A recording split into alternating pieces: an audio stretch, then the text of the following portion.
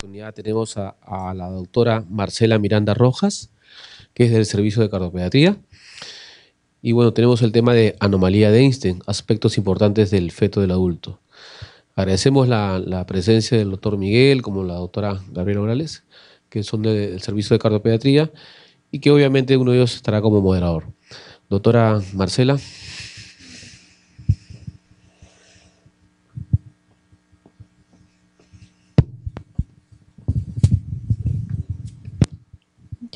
Bueno, buenos días. Para comenzar a hablar sobre el tema de ahora, que va a ser sobre anomalía de Epstein.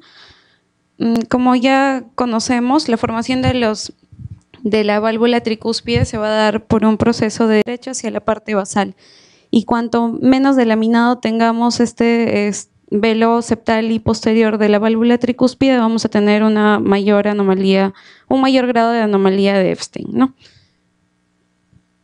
Entonces, nosotros hablamos de anomalía de Epstein, vamos a tener algunas características. La primera de ellas es la adherencia de la valva septal y posterior al miocardio subyacente, como habíamos mencionado.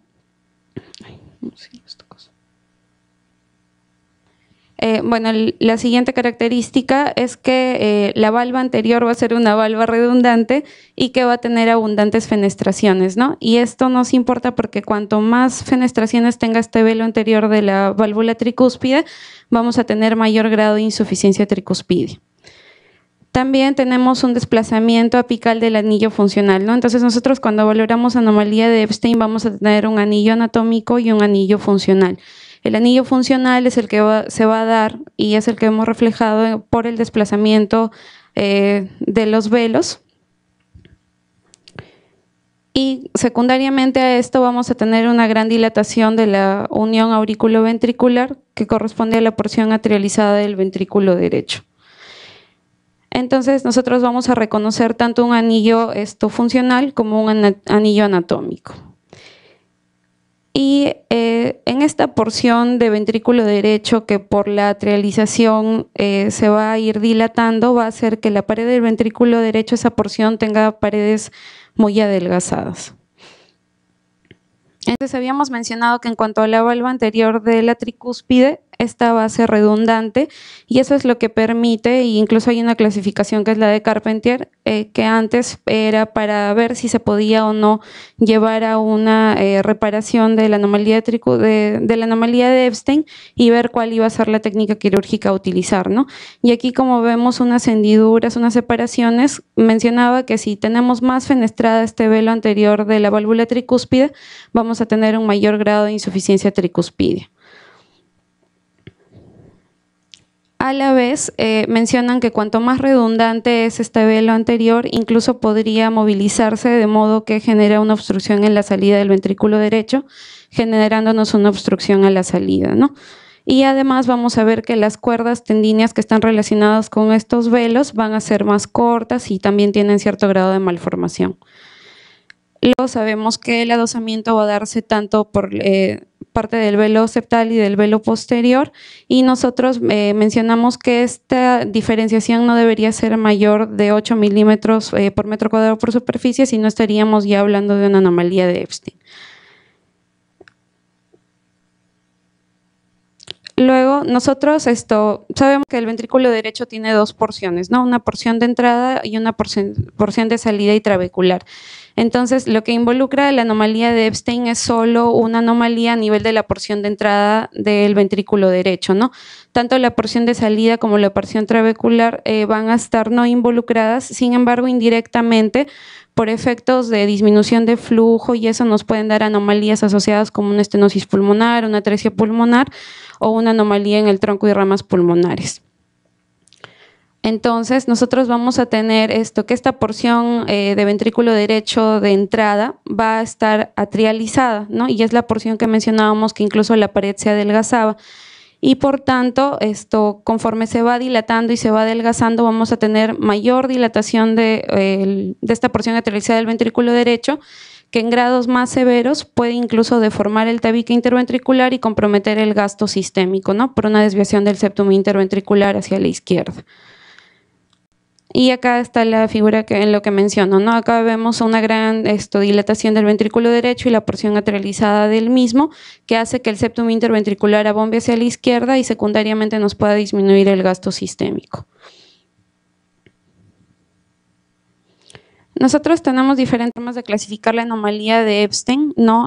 Por ejemplo, tenemos una clasificación ecocardiográfica que ahora también se hace la misma valoración por resonancia para ver cuánta relación tenemos, que es un índice, el índice de goce, de la porción de aurícula derecha con la porción atrializada del ventrículo derecho, todo eso sumado y se divide entre la porción funcional de ventrículo derecho, la porción, el área de aurícula izquierda y el área de ventrículo izquierdo, ¿no? Y eso nos permite, sobre todo en la etapa neonatal, hacer un score que nos va a dar, en relación a si el paciente es cianótico o no, la posibilidad de supervivencia posterior del paciente, ¿no? Luego también tenemos la clasificación anatómica que nos describe cuánto tenemos de porción funcional de ventrículo derecho y cuál es la característica del velo anterior de la válvula tricúspide para decidir cuál sería el manejo. Y acá hay una imagen de lo que mencionaba, ¿no? El score de Gauss, que fue creado en un hospital de Londres, en el que se hace la relación del área de la aurícula derecha con la porción atrializada de ventrículo derecho y se divide entre la porción funcional de ventrículo derecho, el área de aurícula izquierda y aurícula y ventrículo izquierdo, ¿no? Entonces, por ejemplo, nosotros acá vemos que según el score que obtengamos, si tenemos un paciente cianótico o acianótico, también se relaciona con la mortalidad, ¿no? Y esto es para los pacientes específicamente neonatales en los que la anomalía de Epstein suele ser más severa y que se asocia con otras patologías, ¿no? Entonces acá vemos la clasificación de Carpentier, que era una de las cirugías que antes se realizaba, en la que consideraban cuánto de porción de ventrículo derecho funcional tenemos y la característica de la medida, la capacidad de poder movilizar ese velo anterior tricuspidio para hacer una cirugía correctiva de la anomalía de Epstein, ¿no? Que al final no era tan funcional. Tenemos anomalía de Epstein, algunas anomalías cardíacas asociadas. Lo más frecuente es, sobre todo en la etapa neonatal, que generalmente los pacientes con anomalía de Epstein van a tener un CIA ostium secundum o un foramen permeable hasta en el 80-94% de los pacientes. Como mencionábamos, ¿no? El hecho de que la valva anterior sea más móvil y pueda dificultar la salida del volumen por el ventrículo derecho puede generar también ciertos defectos a nivel del tronco y las ramas pulmonares, ¿no? Entre ellos podemos tener anomalía de Epstein asociada a estenosis pulmonar valvular, atresia pulmonar, estenosis de las ramas pulmonares. También y sobre todo en la etapa neonatal, vamos a ver que podemos tener asociado un ductus, también podemos tener coartación aórtica, aunque es más raro, y la presencia de vías accesorias, ¿no? Hasta en el 20% de los pacientes. Y secundariamente también podríamos tener algunas lesiones de ventrículo de corazón izquierdo, pero que son más raras, ¿no? Entre ellos disfunción sistodiastólica, prolapso de la válvula mitral, la presencia de algún tejido accesorio, estenosis subaórtica. También se relaciona con una válvula aórtica atrésica o bicúspide, la presencia de bandas musculares en el ventrículo izquierdo y también se mencionan cambios semejantes a lo que se ve en la miocardiopatía no compactada de ventrículo izquierdo, ¿no? Y es justo por esta asociación que se cree que el gen implicado en la anomalía de Epstein sería el gen MHI7, ya que es el mismo gen que está alterado en la miocardiopatía no compactada, ¿no? Y es lo que genéticamente se ha visto más relacionado. Entonces, nosotros, como mencionábamos, ¿no? Este es un estudio del 2018 en el que se recolectaron datos de 239 pacientes infantes, 255 neonatos, un total de 494, ¿no? Y es nada más para demostrar la asociación con las anomalías asociadas que había mencionado. Entonces, cuando nosotros hablamos de anomalía de Epstein, vamos a tener gran grado de variabilidad de presentación anatómica y secundariamente eso nos va a dar una manifestación clínica diferente, ¿no? Nosotros sabemos que cuanto más pequeño sea el paciente con anomalía de Epstein y desde el nacimiento, en la etapa neonatal, veamos gran cardiomegalia y pueda tener asociado un problema a nivel pulmonar, el pronóstico va a ser mucho peor, ¿no? Que si, por ejemplo, fue el diagnóstico de una anomalía de Epstein en un adulto mayor que uno de los reportes iniciales era en un paciente que se hizo el diagnóstico en necropsia a la edad de 80 años, en el que probablemente ha sido asintomático toda su vida o que recién debuta con alguna arritmia y se hace el diagnóstico, ¿no? Entonces tenemos que valorar la edad del paciente, la edad del diagnóstico, las anomalías asociadas y la decisión de manejo en función a eso, ¿no? Entonces, fisiopatológicamente, como habíamos mencionado, en la anomalía de Epstein lo que vamos a tener es insuficiencia tricuspidia, ¿no? Que va a ser mayor cuanto más fenestrada esté la valva anterior del velo tricuspidio anterior. Entonces, conforme va haciéndose mayor esta insuficiencia tricuspidia, esta porción atrializada del ventrículo derecho va a servir como un reservorio pasivo que progresivamente se va dilatando y por eso es que nosotros vemos radiológicamente, ecocardiográficamente y por EKG incluso que hay una gran porción atrializada de ventrículo derecho, ¿no? Entonces, como mencionábamos, tenemos a la vez asociados en el 94% de los casos la presencia de un CIA o de un foramen, ¿no? Y esto hace que con un valsalva o si el defecto es más grande, haya un shunt de derecha e izquierda y el paciente pueda tener cianosis, ¿no? Como que pueda no tenerla también.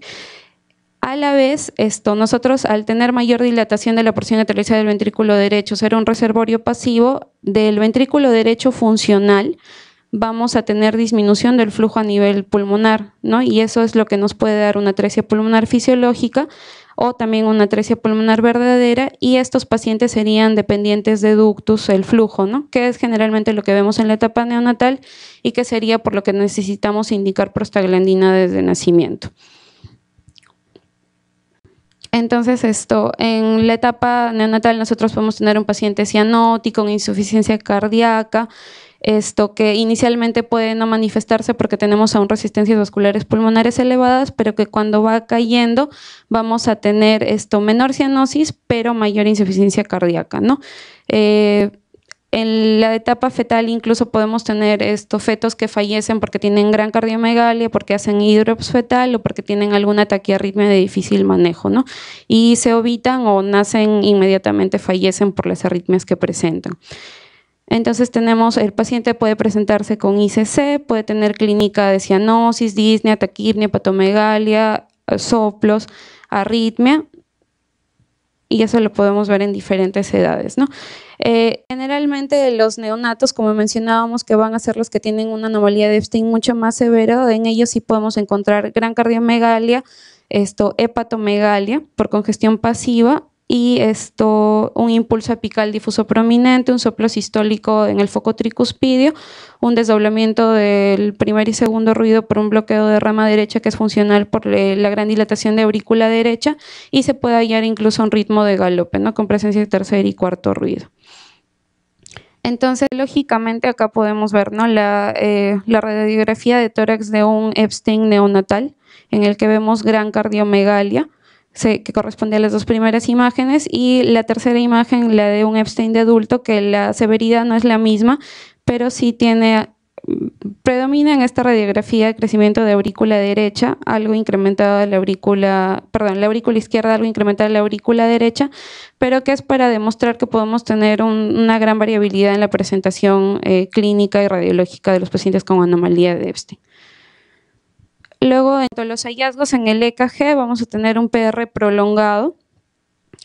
Vamos a tener también ondas P altas, ¿no? Que son por crecimiento de aurícula derecha y esto que correspondería a que cuanto más dilatada tenemos la aurícula derecha, tengamos mayor riesgo de hacer una FA o un flúter auricular, ¿no?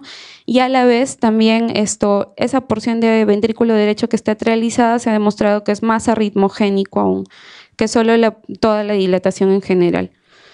También podemos tener un patrón de bloqueo de rama derecha por dilatación de cavidades derechas y la presencia de un síndrome de preexcitación, ¿no? Que es se puede presentar hasta en el 20% de los pacientes con anomalía de Epstein.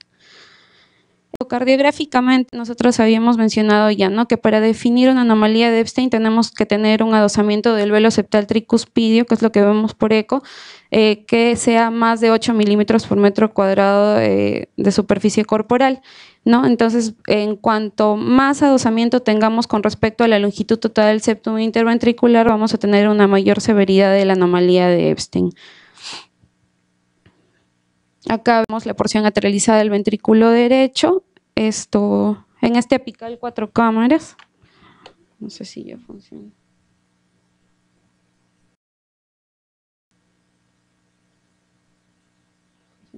Bueno, en este apical 4 cámaras lo que vemos es una aurícula derecha dilatada, la porción ateralizada del ventrículo derecho, el adosamiento que… Ay, no funciona. Perdón, un momento.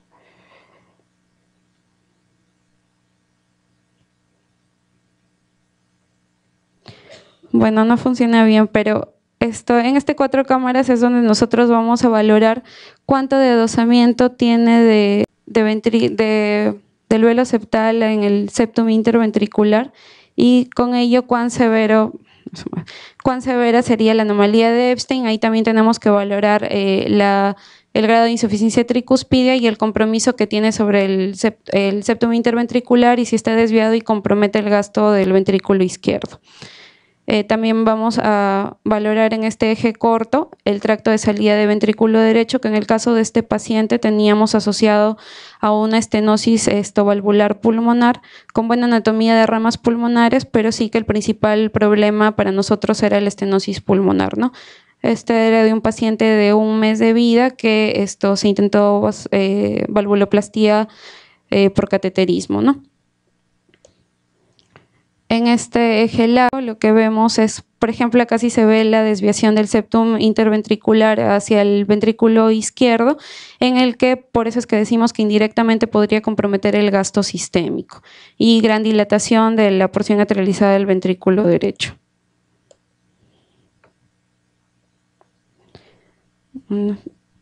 Y bueno, en cuanto al manejo, como habíamos mencionado que vamos a tener una amplia variabilidad de la presentación clínica de estos pacientes, también el manejo va a depender de la etapa en la que nosotros veamos al paciente, ¿no? Generalmente cuando son Epsteins neonatales, la clínica va a ser mucho más evidente, el paciente va a estar en mal estado general, va a ser un neonato cianótico que es dependiente de infusión de prostaglandina, ¿no? Entonces, al infundirle prostaglandina, lo que nosotros tenemos que valorar posteriormente es si el paciente toleraría el destete de la prostaglandina en la etapa neonatal.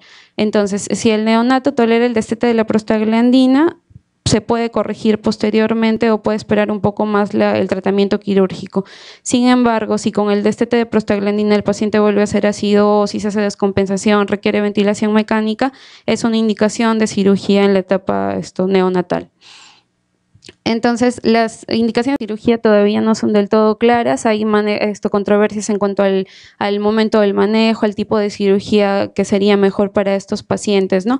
Pero sí sabemos que la indicación sería cuando tenemos, como menciono, no tolera el destete de la prostaglandina y necesita tener algún tratamiento quirúrgico, o cuando la cianosis es más intensa, más progresiva, o si tenemos alguna anomalía asociada al tracto de salida de ventrículo derecho. De todas maneras, por eso existe el score en la etapa neonatal, porque la mortalidad va a ser mucho mayor, ¿no? Mencionan que si nosotros no operamos a un neonato, la mortalidad es hasta del 80%, pero que si lo operamos, la mortalidad sería del 25%, ¿no? Entonces, teóricamente sí vale la pena intervenir a los pacientes. Entonces, cuando nosotros tenemos un neonato con anomalía de Epstein, lo que tenemos que valorar es cómo está el tracto de salida de ventrículo derecho, ¿no? Y cuáles son las características de sus dos ventrículos para ver si nos podría permitir llevarlo a una reparación biventricular o univentricular. Cuando tenemos un paciente con anomalía, con atresia pulmonar anatómica y tenemos un buen ventrículo derecho, es posible llevarle a la reparación biventricular con la técnica que puede ser de Noyd-Greg, en la que se hace una reparación monocúspide usando el velo anterior de la válvula tricúspide. se le hace además un CIA de descarga y con ello permite que reduzca la cardiomegalia y crezca el parénquima pulmonar, ¿no? La mortalidad temprana de esta cirugía es del 25%. Luego, si nosotros tenemos un ventrículo derecho pequeño que es poco funcional, se puede hacer la cirugía de Starnes o Starnes modificado, que básicamente consiste en excluir el ventrículo derecho, ¿no? Entonces se hace un cierre de la válvula tricúspide dejándola fenestrada para que pueda descomprimir el volumen que tiene el ventrículo derecho y progresivamente va a haber una descarga, reducción progresiva del ventrículo derecho funcionalmente ya, ¿no? Además, en esta cirugía se hace una ampliación del CIA y una reducción con una aplicatura de la aurícula derecha. A la vez, como ya no vamos a tener flujo a nivel de pulmonar, tenemos que crear un Bleylock, ¿no? O un shunt que vaya a la pulmonar. Y en estos pacientes se menciona que como hay el Starnes y el Starnes modificado en el que tiene fenestra y no tiene fenestra este cierre de la válvula tricúspide que se hace, la supervivencia en el posoperatorio de los que tenían fenestra fue del 80% versus el 33% de supervivencia en los que no se hizo fenestra. Y luego también otra de las alternativas, aunque poco usada, es que si nosotros tenemos una anomalía de Epstein neonatal severa y que compromete el tracto de salida de ventrículo izquierdo y tenemos un ventrículo izquierdo pequeño, estaría indicado el trasplante cardíaco, ¿no? Luego, ya para el resto de pacientes en los que nosotros vemos, por ejemplo, que son diagnosticados porque, no sé, un adolescente de 13 años, se le hace una placa, una radiografía de tórax por otro motivo, se ve que hay cardiomegalia, se llega al diagnóstico indirectamente de la anomalía de Epstein, lo que nosotros tenemos que valorar, que tampoco está establecido estrictamente cuál es el mejor momento para intervenir a esos pacientes, es el grado de severidad, las manifestaciones clínicas, si tiene presencia o no de alguna arritmia, ¿no? Y entre las técnicas quirúrgicas, la que más usada es actualmente es la cirugía de cono, ¿no? En la que por las características de la cirugía nos permite tener una válvula tricúspide que finalmente termina siendo reconstruida y funcionalmente 360 grados, ¿no? Y que en el seguimiento de los pacientes, lo importante o lo que se está viendo ahora con respecto a esta cirugía, según los reportes que estaba revisando, es que se están haciendo de los pacientes que fueron intervenidos con cirugía de cono, que hasta ahora hay un reporte, el máximo de 40 pacientes, se está valorando tanto ecocardiográficamente y correlacionándolo con resonancia, cuáles serían los cambios del ventrículo derecho tras la cirugía, ¿no? El rango de pacientes que ellos utilizaron fue amplio, desde 4 años hasta 36 años, el mayor en la serie que revisé, con una media de 11 años, y acá puse esta imagen para visualizar, ¿no? Y lo que nosotros por ahora todavía no hacemos para valorar. En la primera imagen, en la A, se ve la anomalía de Epstein, la gran dilatación de aurícula derecha, la porción atrializada y lo que está en color que correspondería al ventrículo derecho funcional, que en el seguimiento de 6 años después que se hace una resonancia control del mismo paciente, se valora nuevamente el ventrículo derecho, ¿no? En el que se evidencia que hay disminución del volumen diastólico final del ventrículo derecho, que es algo positivo. Lo que sí en teoría no era tan positivo es que a la vez la función del ventrículo derecho sí la valoraban como menor, sin embargo, con un volumen eyectivo a nivel de ventrículo derecho más eficaz, ¿no? Con un volumen sistólico que es más funcional para el paciente. Entonces, en estos pacientes todavía hay debate cuándo intervenirlos, cuál es la técnica quirúrgica que debemos utilizar y, bueno, recabar experiencia en eso, ¿no? Y revisar otros estudios. Y bueno, entonces, como mencionaba, la anomalía de Epstein es una anomalía poco frecuente. Mencionan que es 1 cada 100,000 nacidos vivos, sin embargo, nosotros vemos más pacientes y tendríamos que hacer nuestra propia estadística, ¿no? Y sin considerar todos los pacientes que son asintomáticos y que probablemente no diagnosticamos. Vamos a tener una gran variabilidad en la presentación clínica, desde la etapa neonatal hasta la edad adulta, que puede ser asintomática. Y como mencionaba, ¿no? Con respecto a la etapa neonatal, si nosotros no tenemos ninguna actitud terapéutica quirúrgica, es decir, la mortalidad puede llegar a ser del 80%, siendo corregidos quirúrgicamente 25%, ¿no? Bueno, eso es lo que traía en cuanto a anomalía de Epstein. Gracias.